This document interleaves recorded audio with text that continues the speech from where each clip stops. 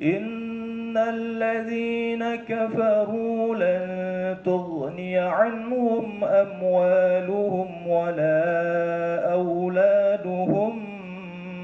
من الله شيئا وأولئك هم وقود النار كدأب آل فرعون والذين من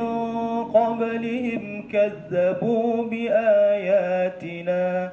فأخذهم الله بذنوبهم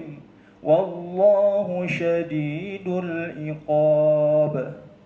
قل للذين كفروا ستغلبون وتحشرون إلى جهنم وبئس المهاد قد كان لكم آية في فئتين التقتا فئة تقاتل في سبيل الله وأخرى كافرة يرونهم مثليهم رأي العين والله يؤيد بنصره من يشاء إن في ذلك لعبرة لأولي الأبصار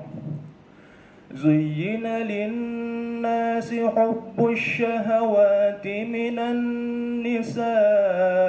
والبنين والقناطير المقنطرة